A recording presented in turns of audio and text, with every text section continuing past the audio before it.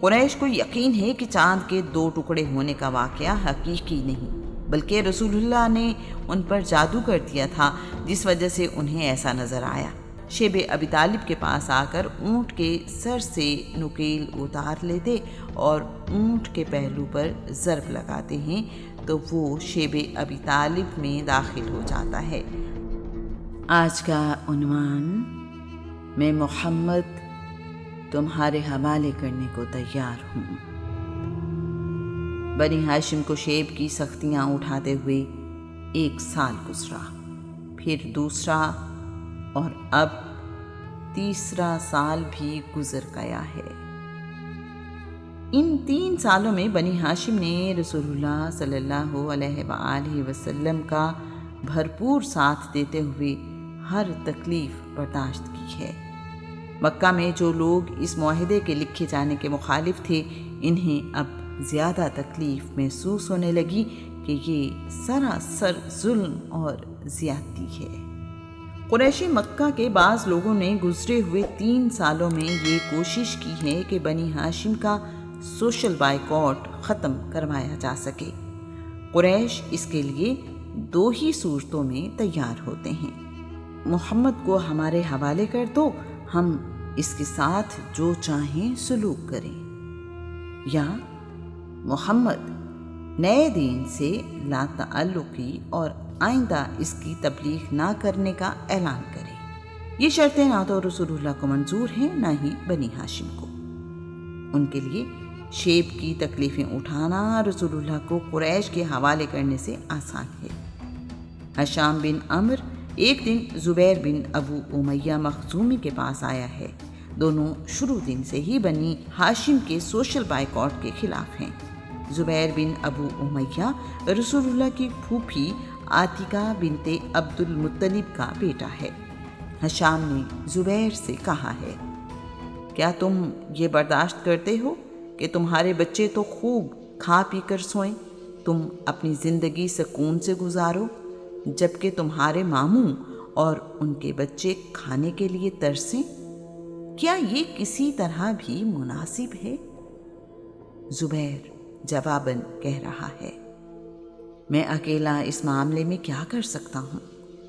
اگر کوئی دوسرا میرے ساتھ ہو تو میں قریش کا لکھا ہوا معاہدہ پھاڑ ڈالوں۔ ہشام اسے بتا رہا ہے، ایک اور آدمی تو موجود ہے۔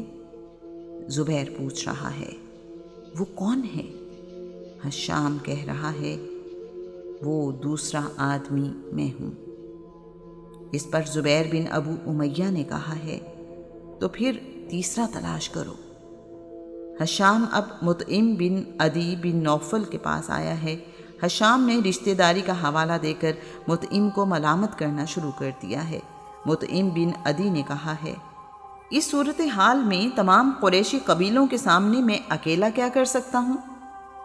ہشام مطعم کو بتا رہا ہے، معاہدے کو ختم کرنے کی حمایت میں ایک اور آدمی بھی موجود ہے جو اس صورتحال سے پریشان ہے۔ مطعم نے پوچھا ہے، وہ دوسرا کون ہے؟ ہشام نے بتایا ہے، وہ دوسرا شخص میں ہوں۔ مطعم بن عدی کہہ رہا ہے، پھر تیسرا بھی تلاش کرو۔ ہشام نے مطعم کو بتایا ہے، میں تیسرا شخص بھی تلاش کر چکا ہوں۔ مطعم نے پوچھا، وہ کون ہے؟ ہشام نے کہا، وہ تیسرا زبیر بن ابو امیہ ہے۔ مطعم ہشام سے کہہ رہا ہے، اب چوتھا آدمی تلاش کرو۔ ہشام نے مکہ میں بنی ہاشم کے لیے نرم گوشہ رکھنے والے لوگوں پر غور کیا اور ابو البختری کے پاس چلا آیا ہے۔ اسے بھی وہی گفتگو ہوئی ہے جو مطعم بن عدی سے ہوئی۔ ابو البختری پوچھ رہا ہے، بھلا کوئی اور بھی اس خیال کا حامی ہے؟ ہشام نے اسے بتایا ہے، زبیر بن ابو امیہ، مطعم بن عدی اور میں۔ ابو البختری نے ہشام کو مشورہ دیا ہے، 5واں آدمی بھی ڈھونڈو۔ اس کوشش میں کہ بنی ہاشم کے خلاف سوشل بائیکاٹ ختم ہو، ہشام اب زمعہ بن اسود بن مطلب بن اسد کے پاس آیا ہے۔ اسے بھی رشتہ داری یاد دلاتے ہوئے بنی ہاشم پر ہونے والے ظلم کے خلاف مدد دینے کے لیے کہا ہے۔ زمعہ بن اسود کا سوال بھی وہی ہے۔ اس بات کا کوئی اور بھی حامی ہے؟ ہشام نے سب کے نام گنوائے ہیں۔ اگلے دن یہ سب مکہ کے بالائی علاقے حجون کے پاس جمع ہوئے اور آپس میں وعدہ کیا ہے، ہم بنی ہاشم پر ہونے والے ظلم کے خلاف ہیں اور قریش کا لکھا ہوا معاہدہ پھاڑ ڈالیں گے۔ زبیر بن ابو امیہ کہہ رہا ہے، اس کی ابتدا میں کروں گا، یعنی سب سے پہلے میں بولوں گا۔ ایک طرف یہ لوگ اگلے دن کے لیے منصوبہ بندی کر رہے ہیں تو دوسری طرف شیب میں رسول اللہ ابی طالب سے کہہ رہے ہیں، چچا جان، جو معاہدہ قریش نے ہمارے خلاف لکھ کر کعبہ میں لٹکایا تھا اس کو دیمک نے چاٹ لیا ہے۔ اس معاہدے پر اللہ کے نام کے سوا اب کچھ باقی نہیں رہا۔ ابی طالب رسول اللہ سے پوچھ رہے ہیں، بیٹا ہمارے پاس تو کوئی آتا جاتا نہیں، یہ بات تمہیں کس نے بتائی ہے؟ رسول اللہ بتا رہے ہیں، چچا یہ بات مجھے اللہ کریم نے بتائی ہے۔ ابی طالب رسول اللہ کا جواب سن کر مسکراتے ہوئے بغیر کوئی لمحہ ضائع کیے کعبہ کی طرف چل پڑے ہیں۔ ابی طالب نے کسی کو کعبہ روانہ نہیں کیا کہ تصدیق کر سکیں کہ بھتیجا ٹھیک کہہ رہا ہے یا نہیں۔ انہیں تو رسول اللہ کی بات پر اتنا ہی یقین ہے جتنا سورج کے نکلنے سے اجالا ہونے پر ہوتا ہے۔ ابی طالب پورے یقین اور اطمینان کے ساتھ کعبہ کی طرف جا رہے ہیں، چہرے پر سکون اور مسکراہٹ ہے، ایسے چل رہے ہیں جیسے جنگ جیت کر جا رہے ہوں۔ ابی طالب کعبہ پہنچے تو یہاں ایک بحث جاری ہے۔ زبیر بن ابو امیہ کہہ رہا ہے، مکہ والو، کیا یہ انصاف ہے کہ ہم تو کھائیں پئیں، کپڑے پہنیں، تجارت کریں اور بنی ہاشم برباد ہوں؟ ان کے بچے بھوک اور پیاس سے تڑپیں، ان کے ہاتھ سامان تجارت بیچا جائے، نہ ہی ان سے خریدا جائے۔ خدا کی قسم میں اس وقت تک چین سے نہیں بیٹھوں گا جب تک یہ معاہدہ پھاڑ نہ ڈالوں۔ ابو جہل بھی وہیں موجود ہے، زبیر کی بات کے جواب میں کہہ رہا ہے، تم غلط کہتے ہو، خدا کی قسم اس معاہدے کو کوئی نہیں پھاڑ سکتا۔ اس پر زمعہ بن اسود کہہ رہا ہے، ابن ہشام، زبیر نہیں تم غلط کہتے ہو، ہم اس وقت بھی خلاف تھے جب یہ معاہدہ لکھا گیا تھا۔ ابو البختری اس بحث میں حصہ لیتے ہوئے کہہ رہا ہے، زمعہ ٹھیک کہہ رہا ہے، اس معاہدے میں جو کچھ لکھا گیا ہے نہ ہم اس کے حامی ہیں اور نہ اسے مزید ماننے کے لیے تیار ہیں۔ مطعم بن عدی کہہ رہا ہے، تم دونوں ٹھیک کہہ رہے ہو، جو کوئی تمہاری بات کے خلاف کہہ رہا ہے وہ غلط ہے، ہم اس معاہدے اور اس میں لکھی ہوئی عبارت سے بری الذمہ ہیں۔ ہشام بن عمر بھی ان کی حمایت میں بول رہا ہے۔ ابو جہل ایک جہاں دیدہ آدمی ہے، سارا معاملہ سمجھتے ہوئے کہہ رہا ہے، اچھا تو یہ بات رات کی تاریکی میں طے کر لی گئی ہے، اس کا مشورہ یہاں نہیں ہو رہا بلکہ کہیں اور ہو چکا ہے۔ ابی طالب سب کو مخاطب کرتے ہوئے کہہ رہے ہیں، میں محمد کو تمہارے حوالے کرنے کو تیار ہوں۔ یہ سن کر سب پر سناٹا چھا گیا ہے۔ بنی ہاشم کی حمایت کرنے والوں کے چہرے اتر گئے اور قریشی سرداروں کی آنکھوں میں چمک واضح نظر آ رہی ہے۔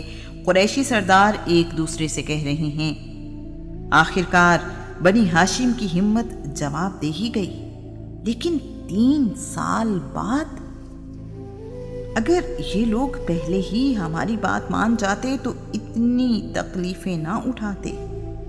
خیر، ہم تو کامیاب ہو ہی گئے ہیں، اب ہم محمد کے ساتھ جو چاہیں گے سلوک کریں گے۔ ہمارے خداؤں لات، منات، عزا اور ہبل کو برا بھلا کہنے والا اب کوئی باقی نہیں رہے گا۔ جب محمد نہیں رہے گا تو اس کا دین کیسے باقی بچے گا؟ ابی طالب ان کی باتیں سن کر مسکراتے ہوئے کہہ رہے ہیں، اگر محمد کی بات غلط ثابت ہو جائے تو میں اسے تمہارے حوالے کرنے کو تیار ہوں۔